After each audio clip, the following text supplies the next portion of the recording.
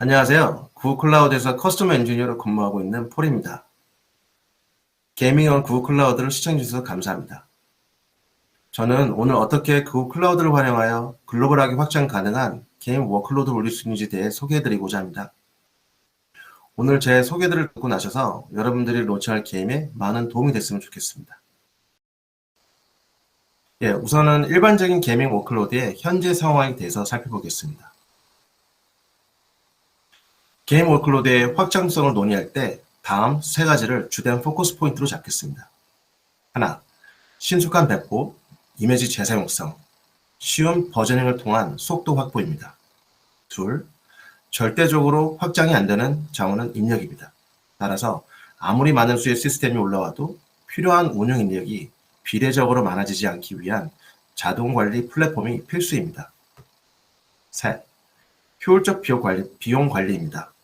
게임의 성공 여부에 따라 사용자가 갑자기 늘 수 있는데요. 동시 사용자를 2배를 처리하기 위해 4배의 컴퓨트, 3배의 사용자를 처리하기 위해 8배의 제곱 성격의 컴퓨트 자원이 필요하다면 비용적인 면에서 볼 때 확장 가능한 워크로드라고 보기 힘듭니다. 따라서 선형적으로 비용이 증가해야 하며 실제 필요한 만큼의 비용만 발생하는 탄력적 비용 처리가 필요합니다. 오늘 나머지 내용에서는 이 세 가지를 중심으로 확장 솔루션을 제안드리고자 합니다. 게이밍 워크로드는 일반적으로 크게 4가지 워크로드로 정의될 수 있습니다. 첫째, 게임 플랫폼 서비스는 유저 프로파일, 로비, 매치 서비스 등이 있겠습니다. 둘째, 데디케이트 게임 서버 플릿이 있고요. 그리고 게임 퍼시스턴트 데이터를 저장하는 관계형 DB가 일반적입니다. 오늘은 이 중 게임 플랫폼 서비스, 데디케이트 게임 서버, 그리고 DB에 집중하여 스케일 관점에서 살펴보겠습니다. 이미 클라우드를 많이 사용하신 고객은 게임 플랫폼 서비스와 데디케이트 게임 서버를 VM으로 사용하고 계실 겁니다. VM은 앞에서 말씀드린 확장성의 3가지 기준으로 속도와 운영 효율적인 면에서 봤을 때 만족스럽지 못합니다. 가장 큰 이유는 OS를 통째로 에뮬레이션하기 위한 리소스 부담이 있겠습니다. 또한 RDBMS 같은 경우는 잘 아시다시피 확장에 여러 한계가 있습니다.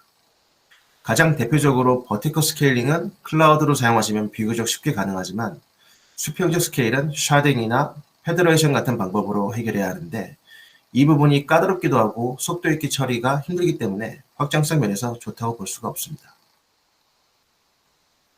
따라서 게임 플랫폼 서비스와 데디케이트 게임 서버는 컨테이너 기반으로 손쉬운 확장성을 확보하고 컨테이너 오케스트레이션 시스템을 통해 운영 효율화를 달성하고자 합니다. DB는 RDBMS를 쓰는 주된 이유인 컨시스턴시를 보장하면서 수평 확장에 용이한 클라우드 스패너를 제시드리고자 합니다. 초석이 되는 컨테이너 및 오케스트레이션 부분부터 살펴보겠습니다. 아이솔레이션 기법에 대해서 우선 간단히 살펴보겠는데요. 일반적으로 언프렘에서 워크로드에 따라 서버를 다 개별적으로 주문하시지는 않을 겁니다. 데이터 센터의 효율적인 관리를 위해 몇 가지 머신 타입으로 서버를 획일하셨을 텐데요. 이때 효율적인 운영 비용을 위해 서버 유틸리제이션을 늘리기 위해 여러 워크로드를 서버에 올리게 되는데 이는 아이솔레이션 관점에서 봤을 때 보호 장치가 전혀 없습니다.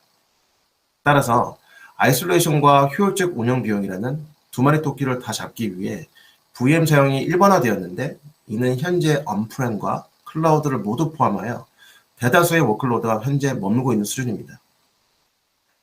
최근에 트렌드로 자리 잡고 있는 컨테이너는 아이솔레이션 단위에 OS를 포함하지 않음으로써 리소스 사용적인 면에서 특히 메모리와 배포해야 하는 이미지 사이즈 면에서 VM보다 많은 효율을 장점으로 가지고 있습니다.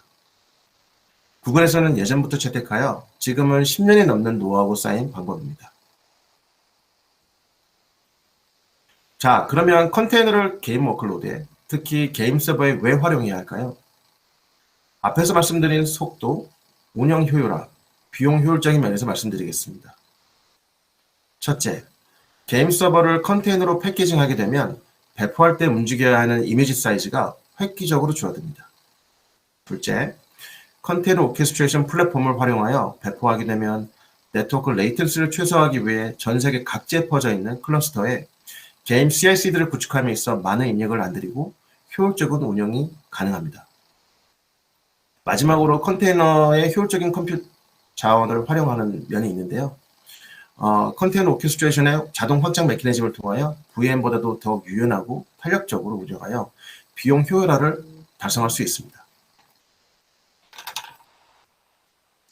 자, 앞서 여러 번에 통해 말씀드렸지만 컨테이너의 특장점에 대해 다시 한번 살펴보겠습니다.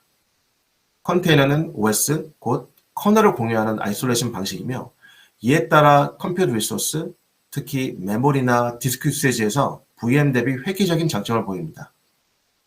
커널에서 제공하는 핵심적인 기능으로는 프로세서의 CPU나 메모리 사용량을 제한하는 C그룹이 있고요. 네트워크나 디스크 스페이스를 분리하는 네임스페이스 등이 있겠습니다. 컨테이너 원타임은 마켓에 이미 많이 나와 있으며 대표적으로는 다커, 구글의 보그, 아파치 메소스, 라켓, 리눅스 컨테이너 등 여러 가지가 있습니다. GCP에서는 컨테이너를 실행할 수 있는 방법을 크게 세 가지로 제공해드리고 있습니다. 관련 쿠버네티스인 GKE, 서브레스 접근법인 클라우드란, 그리고 컨테이너 실행에 최적화된 VM 이미지입니다. 또한 컨테이너뿐만이 아니고 전체적인 라이프 사이클을 포함하는 클라우드 빌드, 컨테이너 레지스트리 등도 제공해드리고 있습니다. 그럼 게임 서버를 컨테이너화 한다는 것은 어떤 의미일까요? 예시를 같이 보겠습니다.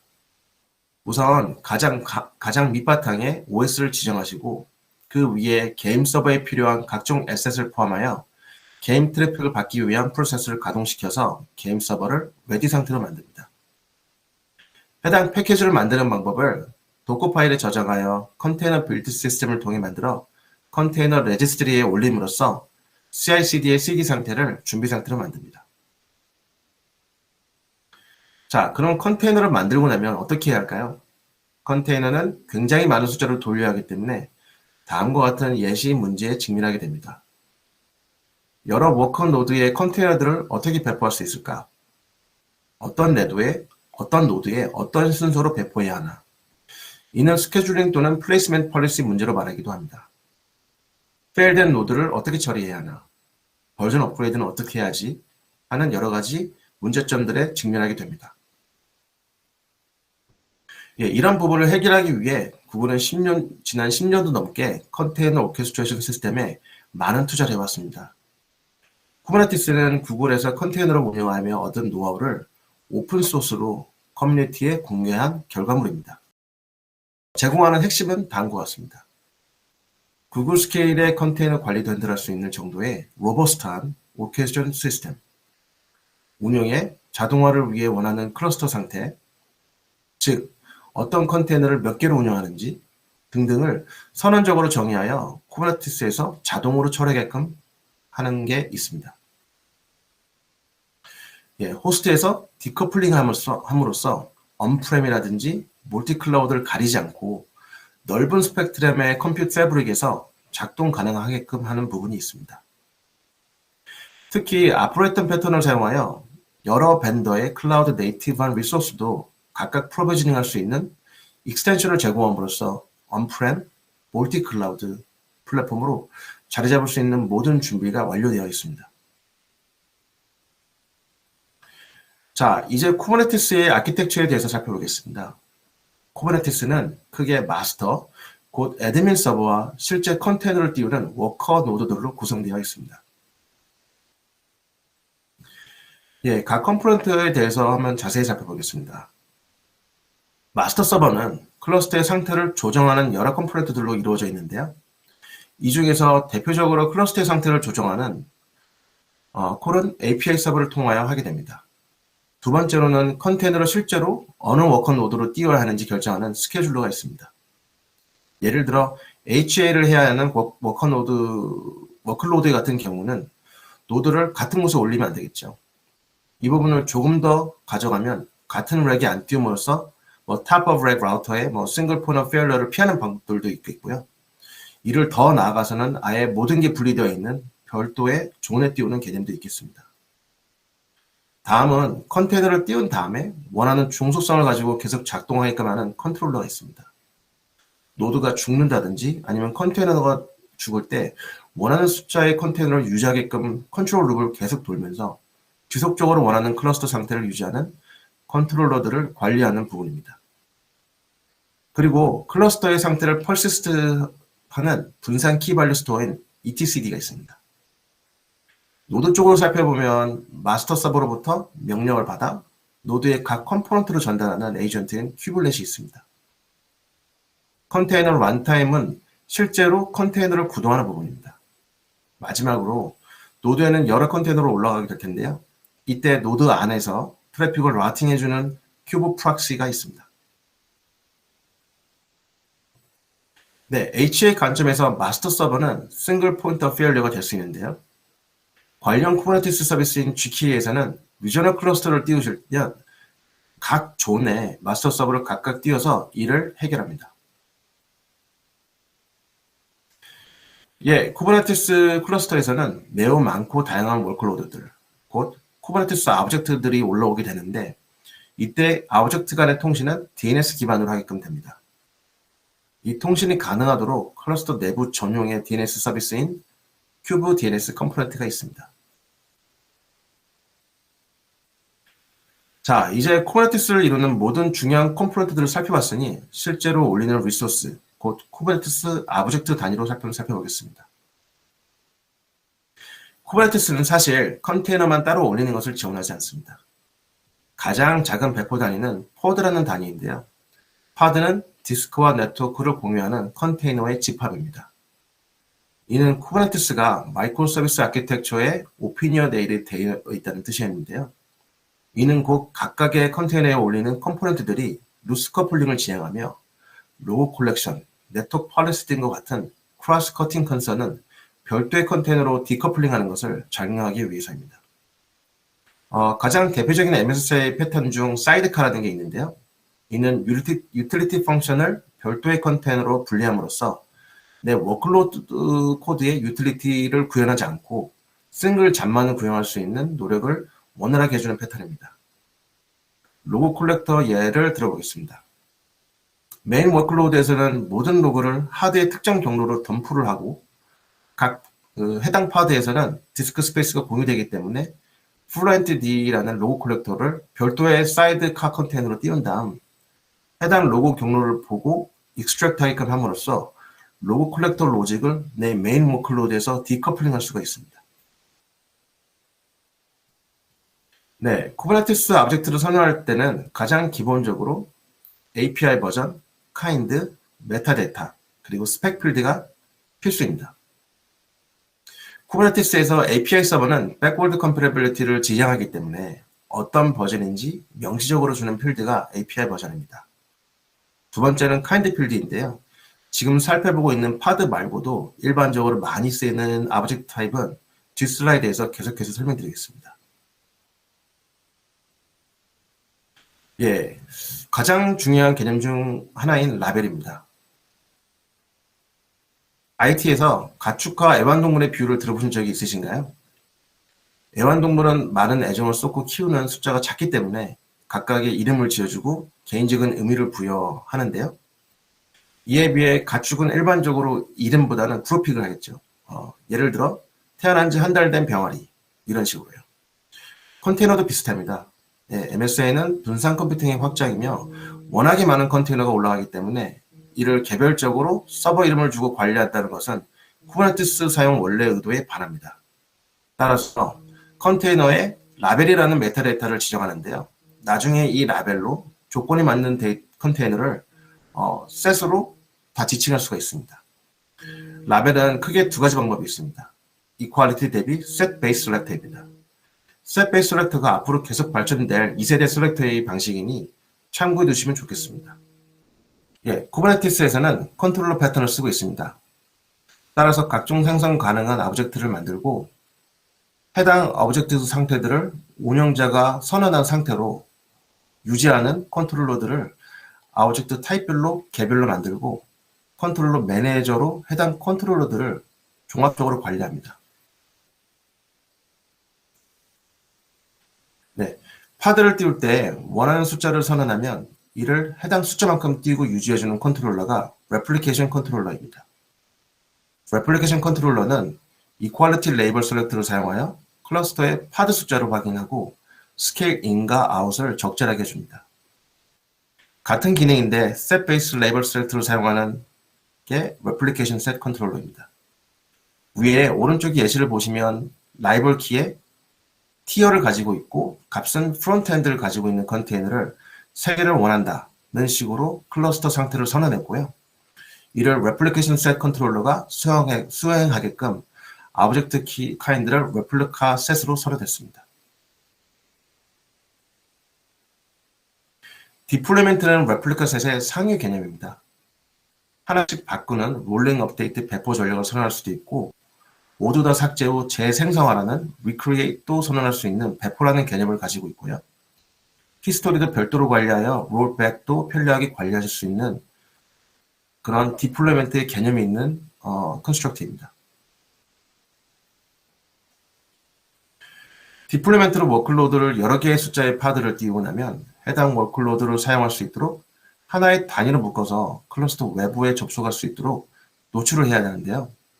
이를 구현한 쿠버네티스 오브젝트가 서비스이며 많은 종류의 방식을 통해 외부로 포드들을 노출합니다.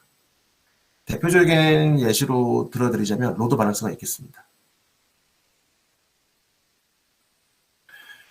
자, 그럼 여태까지 살펴본 쿠버네티스 오브젝트들을 하나로 묶어서 한번 살펴보겠습니다. 파드는 쿠버네티스가 컨테이너를 띄우는 최소한의 단위이며 이를 여러 개 띄우는 오브젝트가 레플리카 셋입니다. 이런 레플리카 셋의 배포의 개념을 가지고 만드는 게 디플로이먼트이며 배포된 워크로드들을 외부로 노출시키는 오브젝트가 서비스입니다. 그리고 이 모든 오브젝트 생성 및 제어는 컨트롤 플레인을 통해 API 콜 또는 REST 콜을 통해서 실행합니다.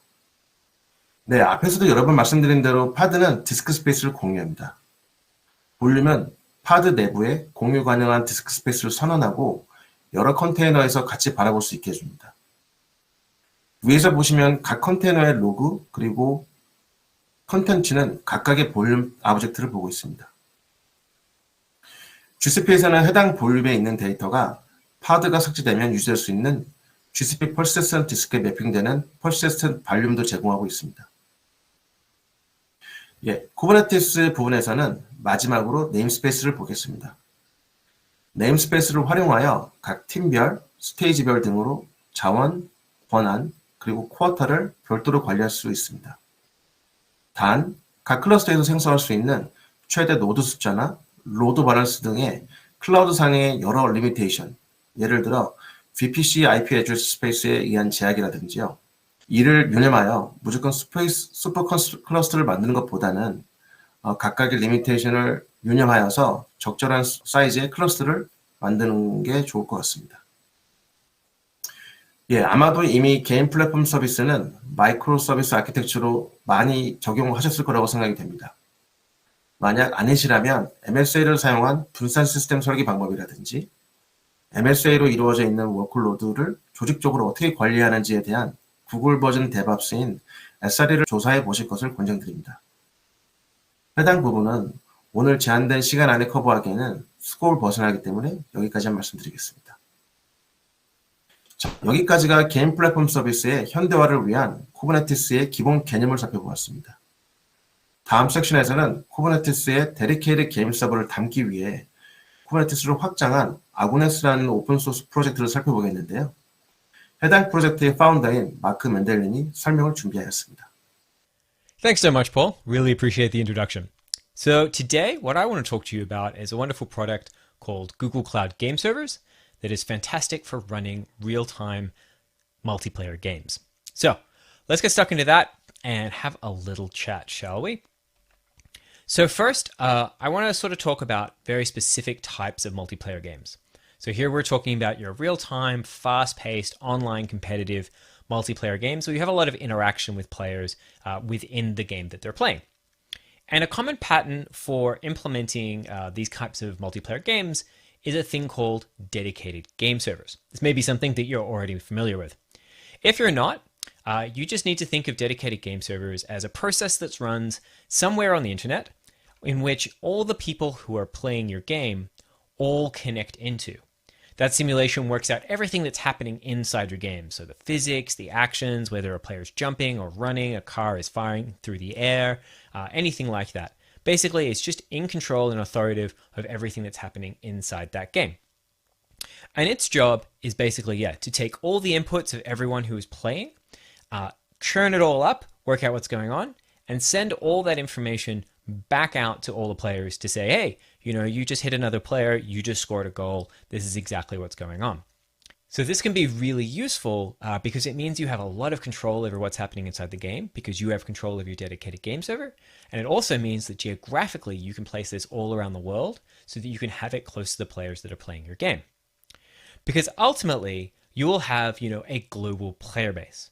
That means that, spinning up one of these dedicated game servers can be relatively easy, but suddenly, if you have low latency requirements for your multiplayer game, having this suite or this fleet or this big group of game servers that sits all around the world that caters to your global player base can be really tricky to orchestrate and scale when you just have so many moving pieces.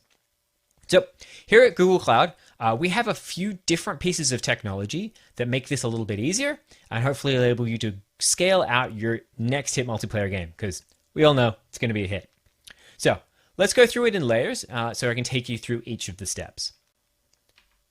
First step is probably something you may already be very familiar with. Kubernetes is a fantastic software product. If you're not familiar with it, just think of it as a system that enables you to run software across multiple machines. It's really handy.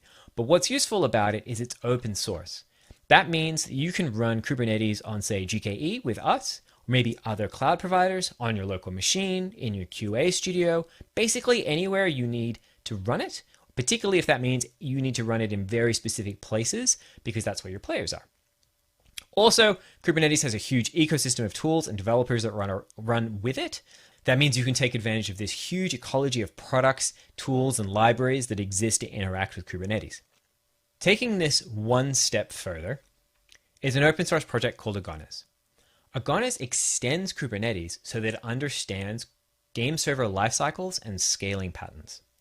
It basically also comes with a variety of tools as well to make life easy for you to run, scale, and orchestrate dedicated game servers within a Kubernetes cluster.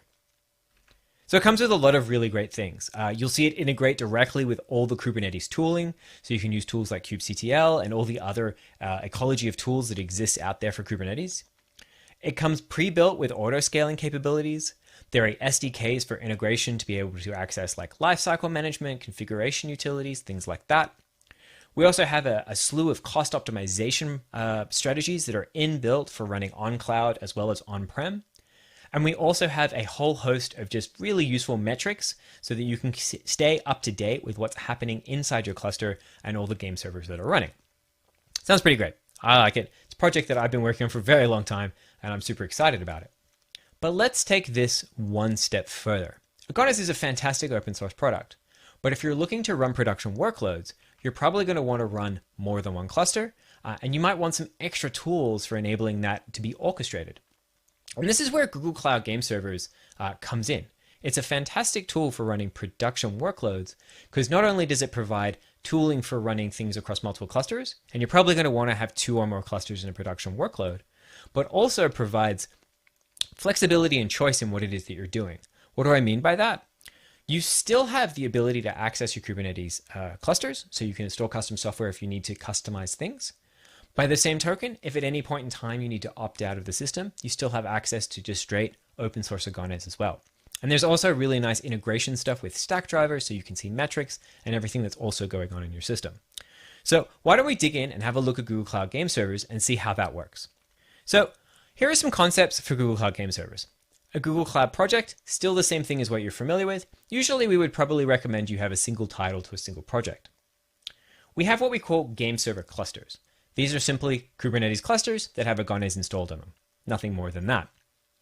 And what we also have now with Google Cloud Game Servers is this concept of realms.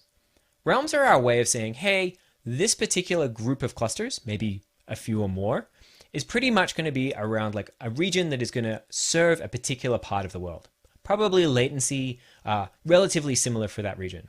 And it gives you a way to configure how your groupings of clusters are going to be coordinated all together. So you can start doing these big multi-cluster operations.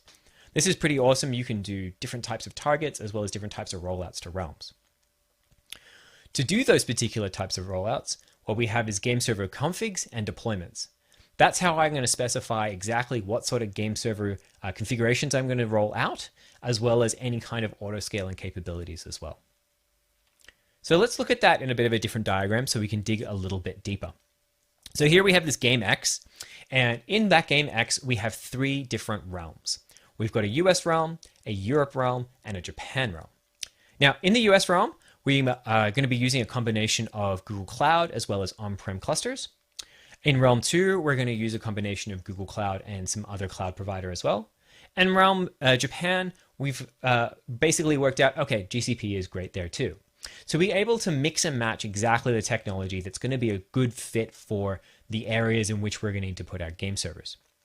From there, we're able to take our game server configs and deployments and apply them across those realms. We can also choose individual realms if we want to do particular like canary tests or roll out new versions just to particular areas as well. So super nice, really easy configuration layer that enables you to do some really sophisticated orchestration capabilities at a global scale. So to get started, pretty straightforward. First thing you need to do, adopt Agones. Get your game server containerized, SDK integrated, and get that Agones cluster up and running. Next, you want to define your realms and register those game server clusters with those realms. And then you want to specify your configs and deployments. These set up your configurations for your fleets of game servers and any auto-scaling capabilities you want to take advantage of as well. These deployments are then rolled out across your global set of game server clusters, and you can also target specific regions as well. Okay, why don't we see some of this in effect, and you can see how it all works. So you can see here, I've already set up 2 realms, each with 2 individual clusters in different zones. Did this earlier. They've got all of everything installed, including Agones and everything else, but they don't have any game servers running on them yet. So why don't we go ahead and set up some game servers to be run on them? So first thing I'm going to do is I'm going to come into game server deployments. I'm going to create a deployment. We're going to call it STK for the game we're about to play, which is Super Tux Kart, which is a great open source game. So we're going to create that deployment. We are going to have a look. Now what we'll next to do is create a config. We're going to call that V1. And if I pop over into Cloud Shell and grab my editor, here we have the specification for our config. If you've used Agones, this probably looks fairly familiar, but if you haven't, here we're specifying the container we want to use for a particular game server. In this instance, it's Super Tux Kart 0.2. And we want to say, hey, we're just going to have 2 instances of that running on each cluster within each realm. So let me copy that. Paste that in. Okay, so we can see that there. Same thing. We could also do scaling configs for auto scaling, but we're not going to do that right now. Yes, I would like to confirm that. Thank you so much. So this is not actually deployed anything out here. You can see that this config is inactive and not active. So to make it active, let's roll that out. So we're going to specify the default config for our entire set of game server clusters. We can also do overrides. We're not going to do that today. And we're going to save that. And that's going to push these game servers out to the entire set of clusters that we have. I'm going to pop back over to Google Cloud and get rid of that. We already connected to one of our clusters. So why don't we say Kubernetes get game servers, which once we've installed Agones, game servers is a new thing we can use. And we can actually see that these game servers are already up and running. Here you can see the state is ready. That's part of the SDK, and you can see what's happening. I'll show you one other really cool thing that I really like about GKE in general. It's this object browser here. So Agones does install what are called custom resource definitions, and we can have a look at them through this particular object browser as well. So it has a look, it sees those custom resource definitions, game servers, and allows us to have a look. So here's all the game servers we have here, and we can see that they're spread out across all the clusters that we have. That's pretty cool. Okay, but we can take this one step further. So let's do an allocation. An allocation is where we say, hey, one of these game servers out of the set that we have here, please give me one and mark it as allocated so that we know that players are playing on it and we're not going to shut it down. I'm going to connect directly to our multi-cluster allocator. I'm just going to run a bash script to do this because there's a gRPC endpoint and there's some certs. But essentially, this is going to connect to one of the clusters that we have behind the US realm. And you'll see here that we get a response back for this particular game server. But you'll notice that this particular game server is actually on a different cluster. The multi-cluster allocation system will do allocations across multiple clusters and do failover as well. It's really nice. So actually, if we come over to our US2 cluster, let's connect to that. There we go. And we say kubectl get game servers like we did before. Awesome. We can see that that game server is allocated. Okay, well, why don't we play a game? That sounds like fun. So let me copy this. We'll come over to here. We're going to run an instance of SuperTuxKart. Get that up and running. Enter a server address. Paste that in. Okay. Wonderful, I'm connected. I need some friends to play with, so I'm just going to configure some AI bots to be my friend. Let's do that. Wonderful, we can see 3 bots are there. All right, let's start a race. I like to be Tux. That's a pretty track. Let's do it. Okay, that's just counting down. So this is connecting to one of the United States realmed game server clusters. So I can play directly on the SuperTuxKart dedicated game server that's running right on there. Now let's see if I can remember the commands for this. We'll see how we go. Alrighty. I cannot remember the commands for this actually. But as you can see, I'm playing against these bots. They're all actually running on my local machine right now. And we're able to race each other, and it all works really quite nicely. Awesome. I'm going to shut that down now. Okay, fantastic. So, you may have noticed some announcements that have come out recently about Google Cloud Game Servers.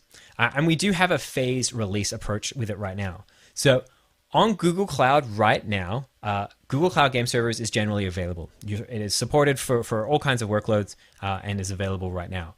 It is GCP only, just to be clear. So that means you can run GKE clusters.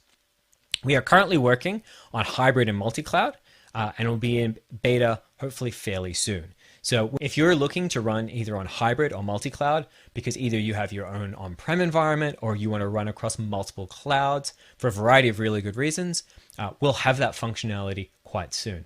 It's worth noting that Google Cloud Game Servers will run at no additional charge until December 31st, 2020.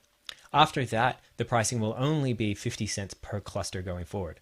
So it is just a really great insurance policy for your hit game once it goes live, to know that you can always scale up to a global scale once you've built it. So if you want to get started with Google Cloud Game Servers, the quick start is up on the screen right now. So please take advantage, check it out, see what you think, and hopefully build a great multiplayer game. Awesome. I'm going to hand things back over to Paul now. 네, 마크님 감사합니다. 설명 잘 들었습니다. 마지막으로 DB 확장성 확보를 위한 설명을 드리겠습니다. GCP에서 제공하는 DB 포트폴리오입니다. RDBMS 부분에서는 관리형 서비스인 클라우드 SQL과 클라우드 스패너가 있습니다. 여기서 수평 확장을 제한 없이 할 수 있는 서비스는 클라우드 스패너라는 서비스입니다. 클라우드 스패너는 RDBMS의 장점인 스키마라던가 트랜잭션, 그리고 NoSQL의 손쉬운 수평 확장이라는 두 마리 토끼를 다 잡았습니다. 일반적인 DB 바틀렉에 대해서 먼저 살펴보겠습니다.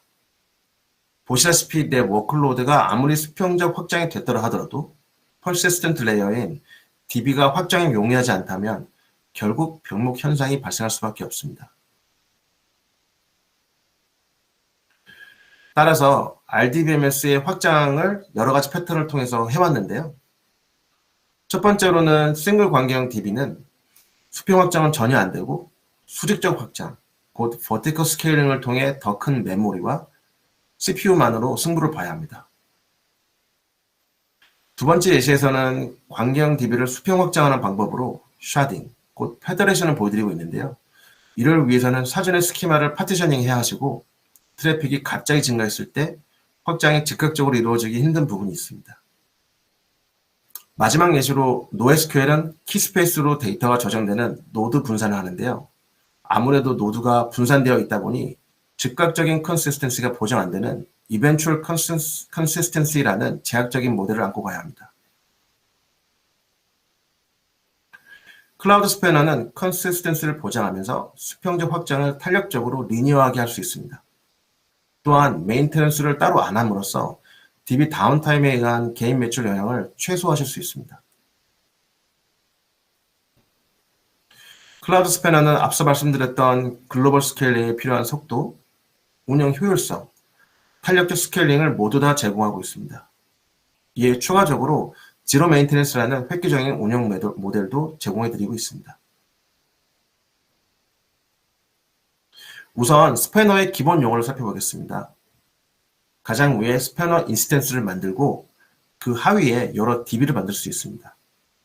각 DB에서는 여러 테이블을 만들 수 있고요. 테이블의 로우는 스플릿하는 단위로 여러 노드에 분산되어서 저장됩니다. 스패너 아키텍처입니다. 기본적으로 세션 기반이며 따라서 동시 접속할 워클로드들이 스레드 단위로 세션을 맺는다고 보시면 되겠습니다. 특이점은 스토리지와 컴퓨트 노드가 분리되어 있습니다. 이 부분이 핵심인데요.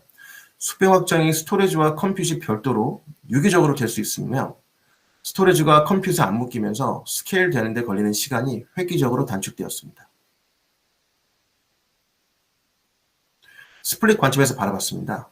각 스플릿은 3개의 존에 분산 저장됨으로써 HA와 더러빌리티를 보장하고요. 스플릿의 로드에 따라 데이터가 추가 분산됩니다. 무슨 말이냐면 해당 스플릿에 트래픽이 몰리게 되면 스플릿이 2개, 3개로 더 분산되어서 저장됨으로써 트래픽을 각 노드에서 더 추가로 받을 수 있는 그런 부분이 있겠습니다. 또한 컨센서스 프로토콜인 커스텀 팩소스를 통해 컨시스턴스를 보장하고요. 이는 그냥 기본적으로 포럼 방식으로 이해하시면 가장 간단하겠습니다. 스플릿마다 리더가 별도로 선정됨으로써 특정 존이나 노드에 부하가 몰리는 것을 방지합니다. 당연히 스플릿이 있는 노드의 상태에 따라 리더가 디모시나 프로모시 되는 유기적으로 반영할 수 있는 방식으로 설계되어 있습니다. 스패너는 싱글 리전 또는 멀티 리전을 둘 다 제공하는데요.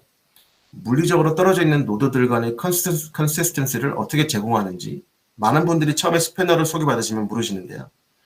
이는 트루타임이라는 구글에서 커스텀 하드웨어로 구현한 오차 범위가 굉장히 작은 글로벌 클락을 사용함으로써 가능합니다.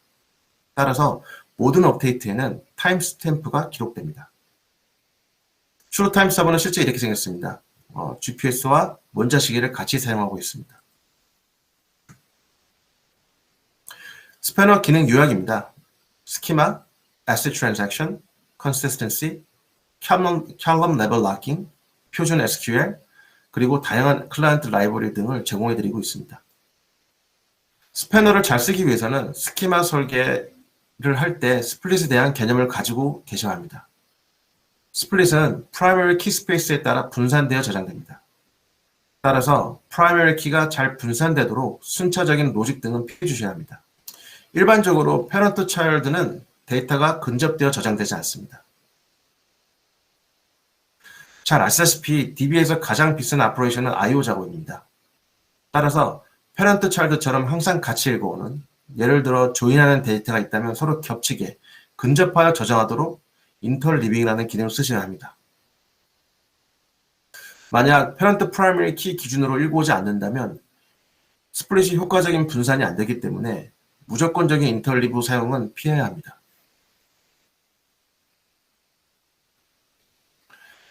스플릿이 잘 분산되도록 프라이머리 키를 설정하는 여러 권장 사항입니다. 해싱이나 UUID를 통한 넓은 키스페이스를 권장드립니다. 예, 게임 확장면에서 스패너의 장점을 다시 보겠습니다. 스케일을 매우 빠르게 별도의 운영적 코스트 없이 지로 다운타임으로 할 수 있고 실제 트래픽 디맨드에 따라 탄력적으로 스케일 인과 아웃을 할 수 있습니다. 이 모든 건 RDBMS처럼 컨시스턴스를 제공하면서 됩니다. 예, 네, 마지막으로 다 합쳐서 정리해 보겠습니다. 처음에 게임을 론칭할 때 예상되는 사용자에 따라 적절한 카파시티로 출시하십니다. 게임이 대박이 나서 플레이어 디맨드가 폭발적으로 증가했을 때 게임 플랫폼 서비스, 게임 서버, DB 등 모두 문제없이 수평적으로 리니어하게 확장이 빠르고 자동화된 플랫폼 위에서 무리 없이 곧바로 이루어집니다. 게임의 디맨드에 따라 비용을 탄력적으로 관리할 수 있도록 스케일링도 무리 없이 할 수 있습니다. 네, 핵심 메시지 정리를 해보겠습니다. 컨테이너화는 게임 워크로드를 더욱 빠르고 유동적으로 관리할 수 있게 합니다. 쿠버네티스는 운영에 들어가는 노력을 최소화해줍니다. 그리고 클라우드 스패너는 RDBMS 스타일의 DB를 더욱 쉽게 빠르게 확장 가능하게끔 제공해줍니다.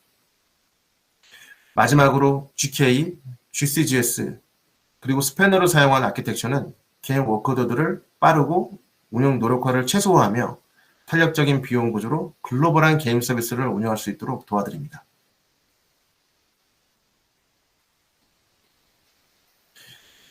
예, 오늘 끝까지 시청해주셔서 감사하고요. 아무쪼록 오늘 설명드린 부분이 앞으로 설계하실 게임에 많은 도움이 됐으면 좋겠습니다. 감사합니다.